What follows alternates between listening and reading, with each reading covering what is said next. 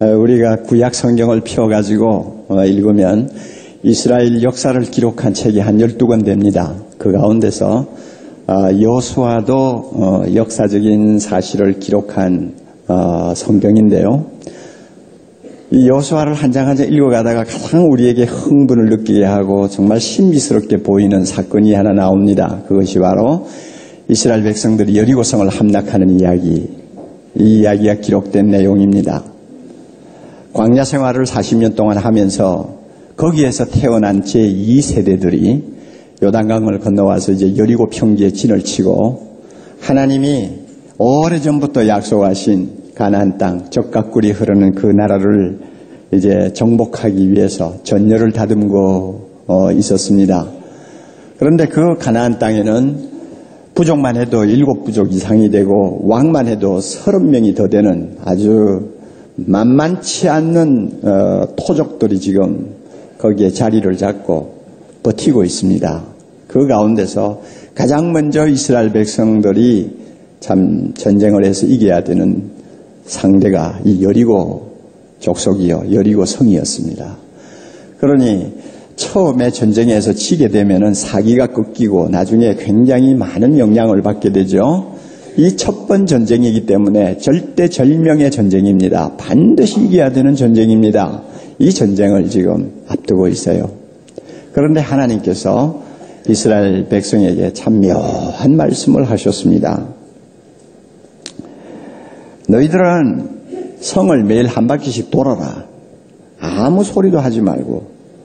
제일 앞에는 무장한 군인이, 그 다음에는 언약궤를 맨 제사장이, 그 다음에는 백성들이 이렇게 서서 성을 한 바퀴씩만 돌아라. 6일 동안 그렇게 돌고 제7일 되는 날은 7번을 돌아라.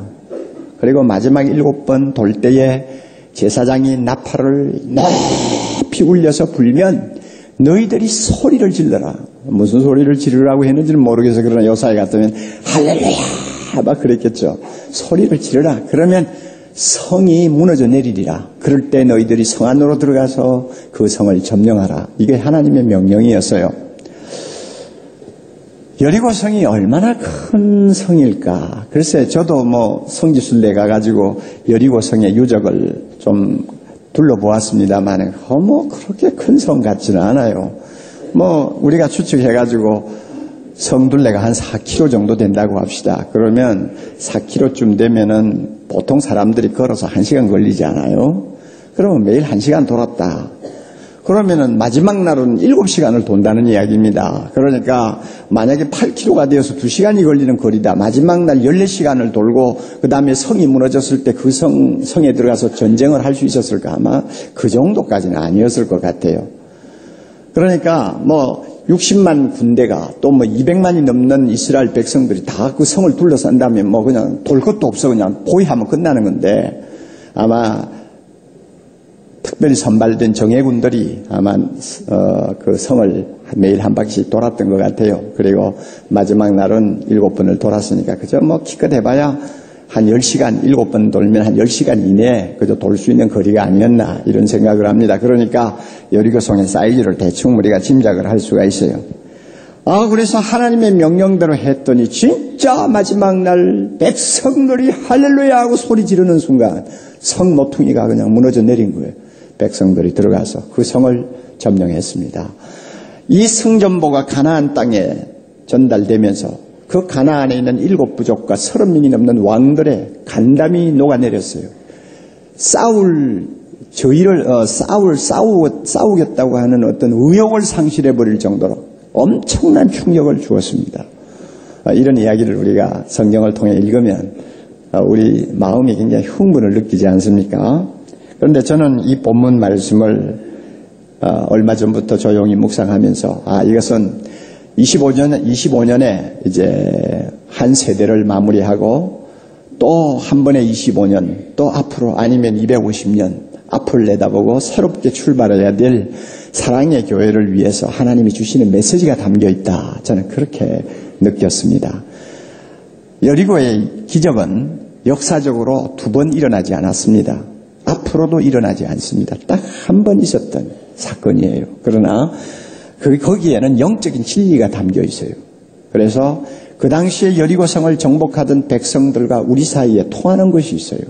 그리고 그 사건과 오늘의 우리의 삶에서 겪는 사건하고 영적으로 통하는 것이 있어요. 이스라엘 백성 하나님의 선민입니다. 우리도 세상으로부터 부름받은 거룩한 하나님의 백성입니다. 이스라엘 백성에게 하나님께서는 가나안 땅을 정복하라는 소명을 주셨습니다. 우리에게도 하나님께서는 예수 그리스도의 이름과 그의 영광스러운 복음을 가지고 이 세상을 하나님 나라로 정복하라는 소명을 주셨습니다. 그러니까 그들이나 우리나 영적으로 다 일맥상통하는 맥을 갖고 있어요. 그러니까 이 사건 안에 오늘 우리 교회를 위해서 주시는, 또 우리 개인을 위해서 주시는 하나님의 메시지가 있다고 저는 확신합니다. 왜냐하면 우리 앞에도 여리고성이 버티고 있기 때문입니다. 오늘날도 우리가 정복해야 될 여리고성이 있습니다. 교회 안에 있습니다. 교회 밖에 있습니다. 이 여리고성을 우리가 정복하지 못하면 앞으로 이 땅에 하나님의 뜻이 이루어지도록 하겠다고 하는 우리의 꿈은 산산이 깨어지고 말 것입니다. 반드시 이겨야 합니다. 반드시 여리고성을 점령해야 합니다. 그러면 첫째로 교회 안에 있는 여리고성에 대해서 우리 이야기합시다. 교회 안에 있는 여리고성. 눈에 보이지 않아요. 그러나 우리가 영적으로 보면 환히 보여요. 오래전부터 이 성은 점점 높은 성곽을 쌓기 시작하고 21세기에 들어와서는 우리 앞에 무서운 골리앗 같은 모습으로 교회 안에 지금 자리를 잡고 있어요. 이것이 무슨 성인지 아세요? 세속화의 현상입니다. 세속화. 세속화가 뭡니까? 예수 믿는 사람이 세상 사람을 닮아가는 현상을 이야기합니다. 세상 사람들이 예수 믿는 사람을 닮아가는 게 아니라 거꾸로 예수 믿는 사람이, 교회 다니는 사람이, 성경 찬송 끼고 다니는 사람이 세상 사람을 닮아가는 거예요. 이게 세속화입니다. 성경적으로 표현한다면 예수 믿는 사람이 이 세대를 본받고 모방하는 것입니다. 또 다른 말로 표현하면 믿는 사람이 믿지 아니하는 사람과 멍에를 같이 매는 것입니다. 이게 세속화입니다. 여러분, 벌써 제가 이 정도 이야기하면 오늘날 교회 안에 세속화의 현상이 얼마나 대단한가 하는 것을 대충 이해할 수 있을 것입니다. 세속화를 전부 설명할 수가 없어요. 그러나 보세요. 오늘날 우리 주변 사회를 보면 어떤 가치관이 지금 유행을 합니까? 지금 세상 사람들은 돈과 지위와 명성과 업적으로만 사람의 값을 매기고 있지 않아요. 사람을 만나면 눈을 보는 것이 아니라 그의 화려하게 메이크업한 얼굴을 보지 않아요. 사람의 인격을 보는 것이 아니라 그가 입고 있는 값비싼 옷을 보지 않아요. 그 사람의 영혼과 그 사람의 정신을 보는 것이 아니라 그 사람이 얼마나 힘이 있느냐, 얼마나 돈이 있느냐, 얼마나 성공했느냐를 가지고 그 사람의 값을 매기고 있잖아요. 다시 말하면 사람을 상품화시키고 있다는 이야기입니다. 이게 오늘날 세상이에요. 따라서 사람이 사는 목적이 마치 자기의 몸값을 올리는 데 있는 것처럼 전부 다 미친 것처럼 전부 다 날뛰고 있어요. 그래서 자기 몸값 올리는 것이 인생의 목적이에요. 자연히 그러다가 보니까 돈이 하나님이 되었죠. 돈 하고 다들 미치고 있지 않습니까? 이게 오늘날 이 세상인데 문제가 어디 있느냐 하면은 하나님을 믿고 영원한 나라를 사모하고 이 땅에 하나님의 나라가 임하도록 하기 위해 밤낮 없이 기도하면서 산다는 예수 믿는 사람들이 이런 세상 사람들의 가치관을 그대로 모방하고 따라간다는 것입니다. 자기도 모르게 받아들이고 있다는 거예요.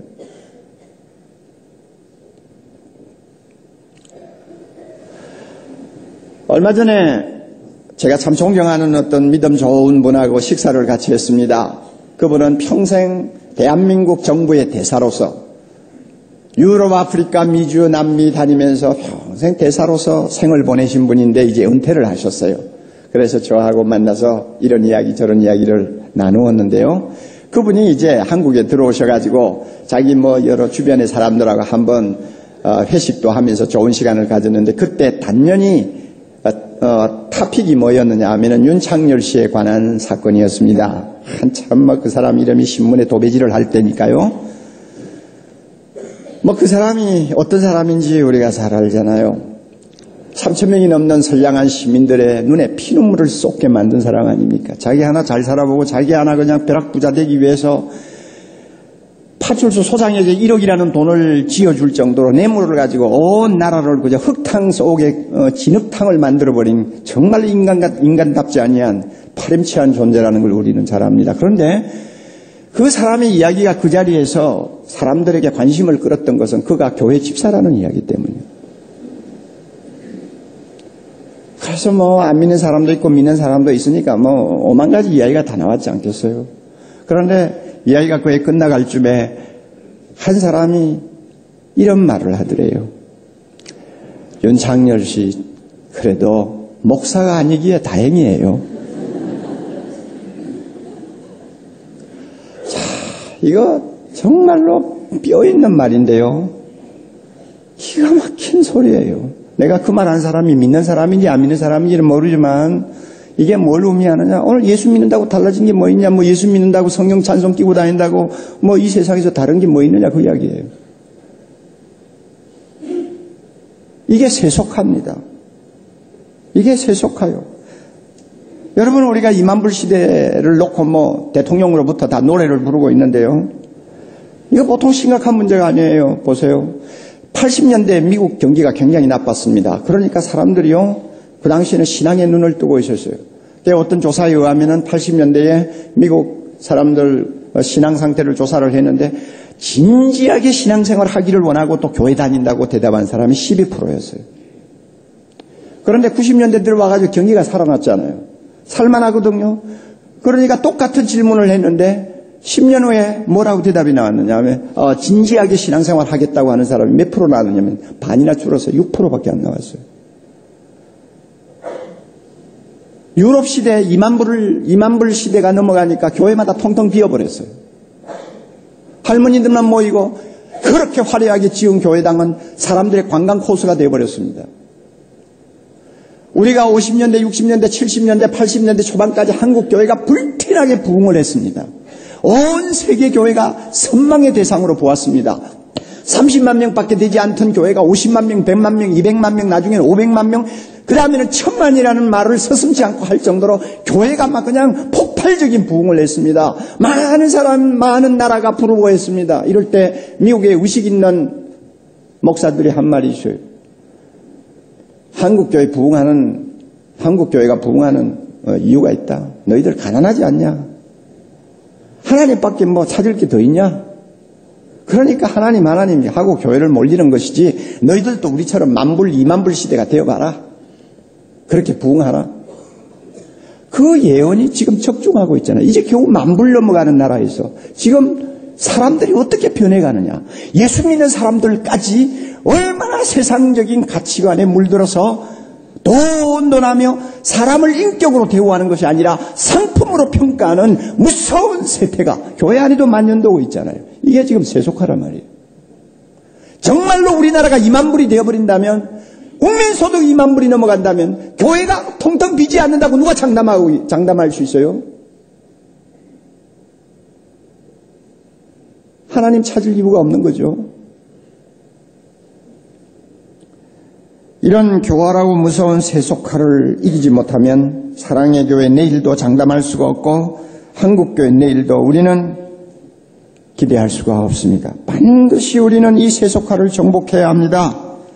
우리 모두 옥짓을 여미고 거룩하신 하나님의 보좌 앞에서 병들고 일그러진 우리 모습을 놓고 영적인 구토를 할 수 있는, 정말로 토해내지 아니하면 견디지 못하는 역겨움을 느끼는 새로운 부흥이 교회 안에 일어나야 됩니다. 이럴 때에 교회 안에 있는 세속화의 무서운 여리고성이 무너지는 것입니다. 이것 그대로 두고는 안 됩니다.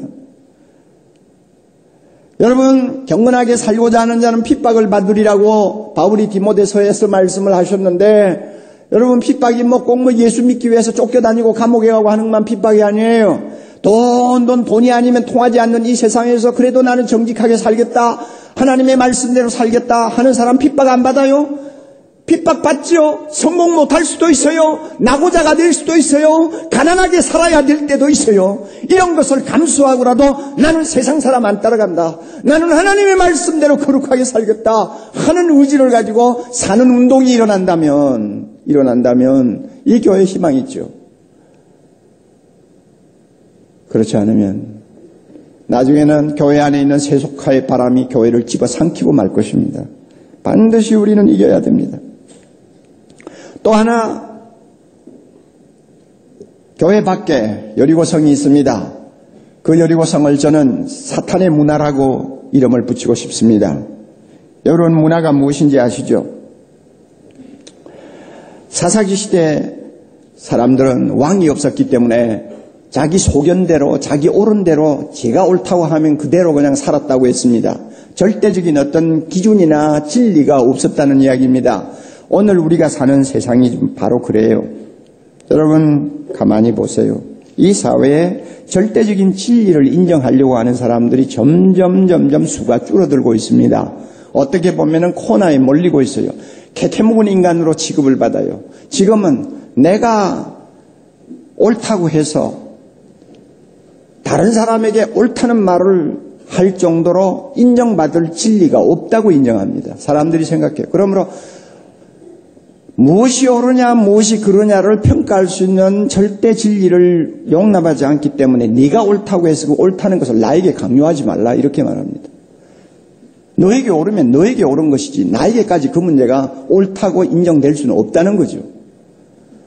그리고 나는 내가 보기에 좋고 내가 느끼기에 좋으면 그게 나에게 좋은 것이지 무슨 절대적인 어떤 진리를 가지고 옳으냐 그르냐를 따지지 말라는 것이죠. 이걸 우리는 상대주의 가치관이라고 그러지 않습니까? 이런 생각을 가진 사람들이 오늘 이 세상 문화를 주도하고 있습니다. 그래서 기독교는 이제 한물간 태물이라고 생각합니다. 성경, 그것은 옛날 이야기라고 생각합니다. 그리고 자기 좋은 대로, 자기 원하는 대로 살려고 합니다. 이런 사람들이 우리 주변에 지금 무서운 사탄의 문화를 지금 주도하고 있습니다. 예를 하나 들까요? 여러분, MBC에서 6월 2일부터 7월 22일까지 드라마 하나를 방영했죠. 월하 드라마였는데 옥탑방 고양이라는 거예요. 성이 저하고 같아가지고 기분이 굉장히 안 좋지만 하여튼 그게 뭐냐면 혼전 동거를 하고 있는 26살 먹는 여자가 자기 혼전 동거의 경험을 근거로 해가지고 무슨 글을 썼어요. 그런데 그 글을 가지고 이제 드라마를 만든 거죠. 그런데 그 작가가 한 말을 제가 어떤 지면을 통해서 봤어요. 그 작가가 뭐라고 하는지 알아요? 대한민국의 여성들의 발목에는 여전히 순결제일주의라고 하는 쪽새가 지금 채워져 있다. 그랬어요. 여자는 순결해야 된다. 여자는 정조를 지켜야 된다.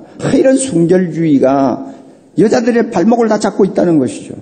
이것은 첨단 문명을 걷는 오늘 이 시대의 정근대적인 사고방식이다. 이건 없어져야 된다는 이야기예요. 남녀가 서로 평등하다는 것을 확인하기 위해서라도 결혼 전에 동거 좀 해봐야 된다는 거예요. 그 사람 그렇게 주장해요. 그렇지 않고 뭐 성경에서 뭐라고 말씀하는데 하고는 옛날의 그 가치관을 가지고 계속 고집하면 가정에 불화만 일으킨다고 그는 주장합니다. 이런 여자가 쓴 글이에요. 그런데 이 여인이 교회를 다니는 집안의 자녀라는 것을 아세요? 그리고 그 자신도 교인이라고 하는 걸 아세요? 그런데 문제가 무서운 것이 뭐냐면 무서운 사실은 이런 사탄적인 결혼관을 가진 사람이 한 편의 드라마를 써가지고 방영을 하니까 엄청난 파장을 일으킨다는 거예요. 이게 문화의 힘입니다. 시청률이 막 계속 올라가가지고 기록을 갱신했죠. 또 혼전 동거를 부추기는 인터넷 사이트 솔로가 있습니다. 그 솔로에 매일 10,000명씩 증가했어요. 거기에 접속하는 사람들이. 그리고 혼전동거 상대를 찾느라고 젊은이들이 눈에 불을 쓰고 아우성을 치고, 또 어떤 통계를 보면 20대에 혼전동거를 이미 하고 있는 사람이 80만 쌍이라고 하는 통계를 제가 봤어요. 이게 문화입니다. 사탄의 문화예요. 얼마나 난공불락처럼 보이는 여리고성인지 모릅니다. 우리는 이처럼 사악하고 무서운 여리고성을 앞에 놓고 있습니다. 문화전쟁, 문화전쟁은 더 이상 피할 수 없는 과제가 되어버렸습니다. 우리는 복음 명령만 충실해서는 안 됩니다. 복음 명령이 뭡니까? 하나님께서 복음을 전하라는 거지. 말 명령한 것을 우리가 지킵니다. 그래서 예수 믿으라고 그러고 그 사람들 보고 천국 가야 된다고 그러고 오늘 밤이라도 죽으면 천국 가겠습니까? 이렇게 묻고 천국 가라고 그러는 거고, 또 우리 예수 믿는 사람은 매일 성경 읽고 말씀 배우고 하면서 경건하게 사는 거예요. 이게 복음 명령인데 이것을 우리가 충실하는데 여기에서 머물면 안 되는 거예요. 우리에게는 문화 명령이라는 것도 있어요. 문화 명령이 있어요. 그것은 뭐냐 하면 이 사회 분야에 하나님의 뜻이 이루어지도록 하는 소명이 우리에게 있다는 것입니다. 정치계, 예술계, 문학계, 교육계 모든 분야에서 하나님의 뜻이 이루어지고 하나님의 나라가 거기에 완성되도록 우리가 최선을 다해야 한다는 것이 문화 명령입니다. 이것까지 우리가 감당을 해야 돼요. 어떤 분의 말을 빌리면 예수 믿는 사람은 둘 중에 하나를 선택해야 된다고 했습니다. 뭐냐 하면 이 사회를 아예 지옥이 되도록 내버려 두든지, 아니면 이 사회에 사는 사람들이 천국의 맛을 조금 볼 수 있도록 만들든지, 둘 중에 하나다 그랬어요. 만약 우리만 구원받고 교회 안에서만 할렐루야 하고 그저 교회만 부흥하고 뭐 숫자 많이 늘어나는 것과 자랑하고 교회 크게 짓는 것 가지고 의시되고 하는 것으로 우리가 그냥 세상을 보낸다면, 그리고 선교사 몇 명 파송하는 걸로 가지고 무슨 뭐 대단한 일을 하는 것처럼 우리가 생각하고, 우리 주변이 지금 세속문화, 사탄의 문화가 높은 성을 쌓고 우리를 포위하고 있는 것에 대해서 우리가 방심한다면 이 세상은 지옥이 되어버릴 것입니다. 혼전동거를 선호하는 사람들이 많아지는 이 세상 지옥이 될 거예요. 인터넷 스팸을 통해서 포르노가 그냥 하루에 수십 건씩 공격을 하고 있는 이런 것을 내버려 두는 세상, 나중에는 완전히 이것은 정글의 법칙만이 통하는 무서운 야만의 시대가 될 거예요. 그럼 지옥이 되지 않겠어요? 이거 내버려 두면 안 되는 거예요. 이 여리고성 우리가 정복해야 됩니다. 사랑하는 형제자매 여러분, 예수 그리스도는 온 우주의 주가 되십니다. 할렐루야. 그의 이름은 하늘 위에 높이 들리우시고 영원토록 영광을 받으실 분입니다. 할렐루야. 우리는 주기도문에서 항상 찬양하듯이 주의 이름이 높임을 받고 주의 나라가 임하고 주의 뜻이 이 땅에 이루어지는 일을 위해서 우리는 문화전쟁을 해야 합니다. 그러면 어떻게 하면 교회 안에 있는 세속화라는 여리고성을 우리가 함락시킬 수 있을까? 어떻게 하면 교회 밖에 있는 사탄의 문화라는 이 여리고성을 정복할 수 있을까? 이 여리고성 기사를 쓴 본문 말씀을 보면 몇 가지 영적 진리를 배울 수 있습니다. 자, 우리는 어떻게 할 수 있을까? 첫째는요, 새로운 지도자를 가지고 있었습니다. 이스라엘 백성은 40년이 넘도록 모세라고 하는 지도자 밑에서 광야 생활을 했습니다. 그런데 이제 하나님께서 요단강을 건너기 직전에 모세는 옆으로 제꼈어요. 그리고 여호수아라고 하는 젊고 패기 있는 새로운 지도자를 세웠어요. 그리고 그 여호수아를 중심으로 해서 이스라엘의 제2세대가 여리고성을 함락하고 가나안 땅을 정복하도록 하셨어요. 모세는 하나님 앞에 매달렸습니다. 하나님, 저도 요단강을 건너가서 저 가나안 땅에 가가지고 이스라엘 백성과 함께 하나님이 주신 땅을 정복하는 영광을 주시옵소서. 하나님 앞에 매달려 기도하는 장면이 교회에 나와요. 그럴 때 하나님께서 노우라고 하셨어요. 너는 안 돼. 그래서 느보산에 그를 불러가지고 멀리서 가나안 땅을 전부 내다보게 하신 다음에 그를 데리고 와버렸어요. 그리고 여호수아라는 새로운 지도자를 주었습니다. 새로운 패러다임을 가진 지도자, 젊은 지도자, 그리고 전쟁을 할 수 있는 지도자, 또 새로운 힘을 가진 지도자, 이 요수아를 주었어요. 그래서 승리할 수 있었습니다. 사랑의 교회 25년 동안 하나님께서 비천한 저를 사용하셨어요. 장로교 헌법에 따르면, 헌법이 아니라 장로교 규약에 따르면 저 아직도 5년은 더 일할 수 있어요. 그래서 하나님 앞에 속으로 하나님 뭐 저 70까지 할 수 있잖아요. 아니 90도 할 수 있잖아요. 건강 주시면 90까지 할래요. 뭐 이런 인간적인 생각도 없잖아 한때는 있었죠. 그런데 4년 전부터 하나님께서는 저에게 항상 놓으라고 하셨어요. 너 안 돼. 너는 안 돼. 이제 너는 너 할 일 거의 다 했어. 계속 성령의 그와 같은 부담감을 저에게 주셨어요. 그래서 4년 전부터 저는 준비를 시작했습니다. 새로운 지도자가 이 교회에 와서 다음 세대 진짜 여리고성을 함락시킬 수 있는 이스라엘 군대의 최선봉이 될 수 있는 새로운 지도자, 새로운 세대를 책임질 수 있는 지도자, 그 사람이 올 수 있도록 준비를 해왔습니다. 하나님께서 오 목사님을 이렇게 허락하셨는데, 저는 이 오 목사님이 사랑의 교회 저를 이어서 이제 다음 세대를 책임질 지도자라는 점에 대해서 4년 동안 한 번도 의심한 일이 없었어요. 그리고 우리 이 문제를 놓고 둘이서 지금까지 기도해 왔어요.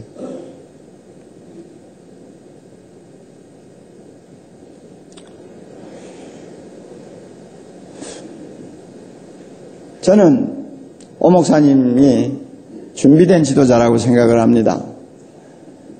남가주 사랑의 교회를 통해서 제자 훈련이 교회를 얼마나 건강하게 만들 수 있으며 기적을 이룰 수 있는가를 남가주 사랑의 교회를 통해서 지금까지 보여주었어요. 이민교회 가운데서 가장 큰 교회요, 가장 박력 있는 교회요, 가장 훌륭한 평신도 지도자들이 뛰는 교회 아닙니까? 그리고 오 목사님은 또 저와 같은 부분도 참 많지만은 저가 갖고 있지 못한 점들을 또 많이 갖고 있어요. 그래서 여러분에게 참 필요한 은혜를 얼마든지 끼칠 수 있는 종이라고 생각을 합니다. 교회 안에 있는 세속화를 쓸어내고 교회 밖에 있는 사탄의 문화를 향해 도전할 수 있는 은혜와 능력을 여러분에게 소개해 줄 수 있는 훌륭한 하나님의 종이라고 저는 확신합니다. 새로운 지도자 굉장히 중요합니다. 어떤 지도자를 만나느냐, 여러분의 영적 생명이 좌우됩니다. 이런 면에서 하나님이 이 교회에 새로운 지도자 주심을 저는 감사하고 있습니다. 또 두 번째로 어떻게 하면 이 여리고성을 정복할 수 있느냐, 또 두 번째 비결이 있어요. 하나님의 방법대로 했습니다. 하나님의 방법 참 우스워요. 너무나 어리석은 것입니다. 이거는 전술도 아니고 이거는 정략도 아니에요. 하루 한 바퀴씩 돌아라. 마지막 날 7번 돌아라. 그게 무슨 전쟁을 위한 전략입니까? 사람 보기에는 너무나 어리석은 이야기지만은 이스라엘 백성들은 그 하나님의 말씀대로 하면 된다고 하는 믿음이 있었어요. 그 말씀이 진리라고 하는 믿음이 있었어요. 그리고 두말하지 아니하고 순종했어요. 그랬더니 여리고성이 무너졌어요. 하나님이 이 성을 너희에게 주리라 말씀하신 그 약속이 성취되는 기적을 그들은 맛보았어요. 하나님의 방법대로. 오늘 우리도 마찬가지입니다. 여러분, 성경에 기록된 하나님의 말씀은 요사이 사람들이 볼 때는 참 어리석고 캐캐묵은 이야기처럼 들립니다. 거룩하게 살아라. 이 더럽고 악한 세상에서 어떻게 정직하고 거룩하게 삽니까? 정직하게 살아가지고 거룩하게 살아가지고 성공 어디 하겠어요? 남하고 경쟁하겠어요? 빌어먹기 마침 좋을지 몰라요. 너무너무 말 같지도 않는 이야기입니다. 날마다 기도만 하고 되겠어요? 성경 말씀만 배워가 되겠어요? 안 된다고 말이에요. 사람 보기에는 안 되는 거예요. 그러나 어리석어 보이는 하나님의 말씀이 진리인 줄 알고 이 진리의 말씀을 붙들고 순종하고 그 말씀대로 살려고 할 때 여리고성이 무너집니다. 할렐루야. 앞으로 사랑의 교회가 살아남는 길, 또 여리고성을 정복하고 이 시대에 소망을 줄 수 있으려면 사람들의 눈에 어리석어 보이는 이 하나님의 말씀, 이 말씀을 그대로 믿고 이 말씀대로 순종하고자 하는 뜨거운 결의와 열정을 여러분이 가져야 합니다. 이럴 때 교회가 새로워지고 이 사회가 하나님의 나라로 바뀔 수 있습니다. 또 하나, 세 번째로 한 마음 한 소망을 가졌습니다. 이스라엘 백성들은 전부 하나였습니다. 40년 동안 지도했던 모세 이야기를 끄집어내면서 옛날에 모세는 이랬는데 옛날에 광야에서는 우리가 이런 식으로 했고 저렇게는 안 했는데 하는 그런 소리 하는 사람 하나도 없었어요. 한 마음이 되었어요. 새로운 지도자를 중심으로 한 마음이 되고, 그리고 가나안을 정복해서 하나님의 나라를 이루자고 하는 하나의 꿈을 가지고 그들은 앞을 향해서 달려갔습니다. 이게 그들이 승리하는 비결이었어요. 오늘 사랑의 교회도 마찬가지입니다. 옛날 이야기할 필요가 없어요. 지나간 지도자의 이야기를 끄집어낼 필요가 없어요. 여러분이 새로운 지도자와 함께 한 마음이 되어서 이 땅에 우리가 25년 동안 불렀던 찬송처럼 하나님의 이름이 거룩히 여김을 받는 그날이 오기까지, 주님의 뜻이 이 땅에 이루어지는 그날까지, 그래서 나라와 권세와 영광이 하나님께 돌아가는 그날이 되기까지 앞을 향해 전진하는 한 마음 한 소망의 공동체가 된다면 분명히 교회 안에 여리고성 무너질 것입니다. 분명히 하나님께서 이 사탄의 문화 정복하고 이 성을 너희에게 주리라, 그 말씀대로 놀라운 기적이 우리 앞에 일어날 줄을 믿습니다. 그런데 이스라엘 백성들에게 없었던 것이 우리에게 하나 있습니다. 이스라엘 백성들은 새로운 지도자 모시고 하나님의 방법대로 한 마음이 되어서 그들이 전쟁을 했더니 이겼는데요.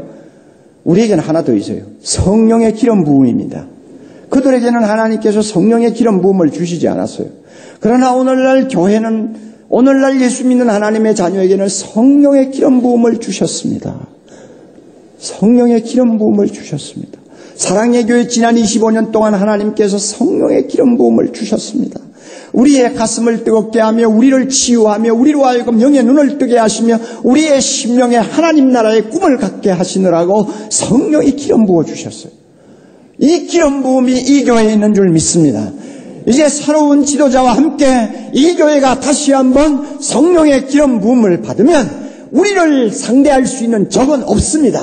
그것이 사탄의 문화든지 그것이 세속화의 현상이든지 우리는 얼마든지 예수 이름 가지고 하나님의 말씀 가지고 정복할 수 있을 줄 믿습니다.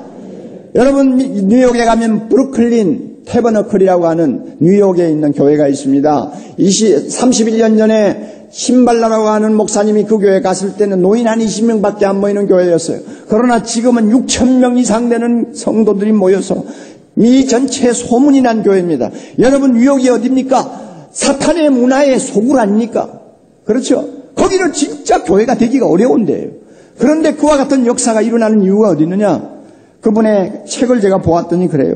지금 자기 교회를 나오는 성도들 중에 많은 사람들이 옛날에는 장녀였고, 옛날에는 포주들이었고, 약물 중독자들이었고, 노숙자들이었고, 성도착자들이었고, 한마디로 이야기해서 사탄의 문화의 희생물이 된 사람들입니다. 이런 사람들이 그 교회를 통하여 예수님을 만나고 치유함을 받으니까 그들이 나가서 세상의 사탄의 문화를 뒤집어 놓고 있지 않아요. 성령의 기름 부음이 그 교회에 역사한 겁니다. 오늘 우리에게도 이와 같은 놀라운 축복 주실 줄 믿습니다.